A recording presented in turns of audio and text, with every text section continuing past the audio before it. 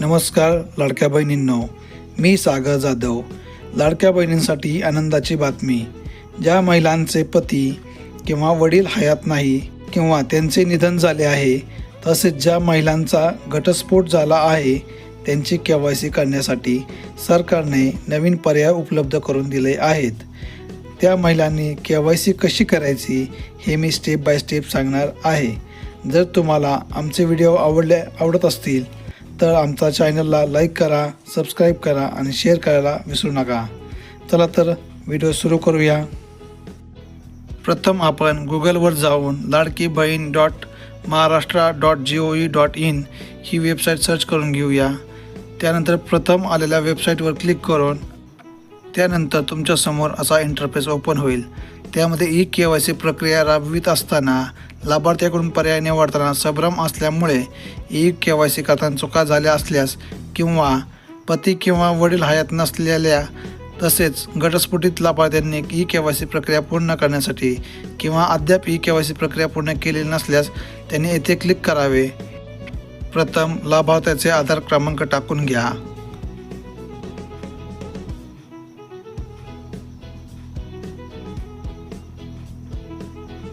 त्यानंतर कॅप्चा टाकून घ्या आणि आधार प्रमाणीकरणासाठी संमती आहे म्हणून मी सहमत आहेवर क्लिक करून OTP पाठवा.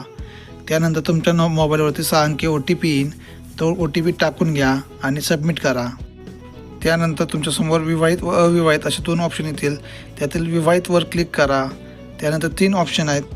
त्यातील पतीचे निधन झाले या ऑप्शनवर क्लिक करून तुमचा जात प्रवर्ग निवडा. त्यानंतर A ऑप्शनमध्ये नाही करा, B ऑप्शन पण नाही करायचा आहे.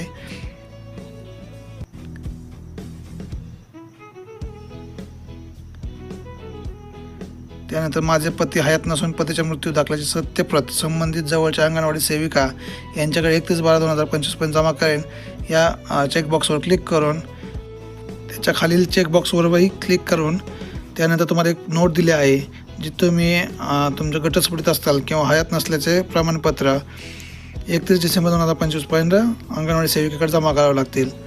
अशा प्रकारे तुमची KYC सक्सेसफुल होऊन जाईल. तसेच ज्या महिलांचे वडील हयात नाहीत त्यांनी पुन्हा गुगलवर जाऊन वेबसाईट सर्च करून घ्यायची. त्यानंतर येथे क्लिक करा.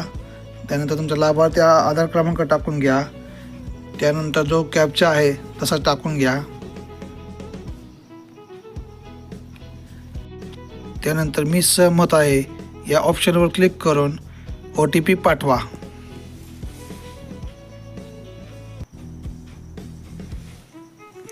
त्यानंतर आलेला OTP टाकून घ्या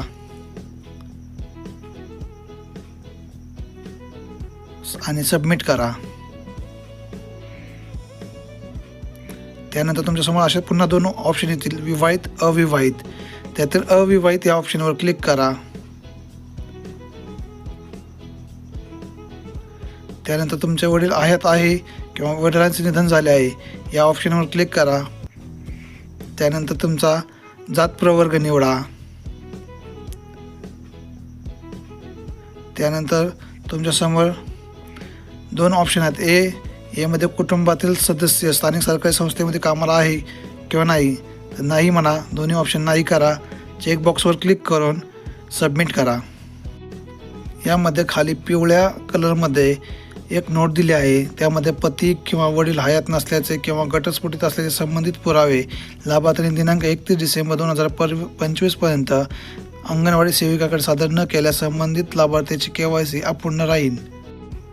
अशा प्रकारे ज्या मुलींचे वडील हयात नाहीत त्यांनी KYC करून घ्यायचे आहे आणि आपले वडिलांचे मृत्यूचे दाखला अंगणवाडी सेविकाकडे जमा करायचा आहे. तसेच आपली KYC सक्सेस झाली आहे की नाही ते चेक करण्यासाठी लाभार्थ्यांनी आपला आधार क्रमांक टाकून घ्यावा.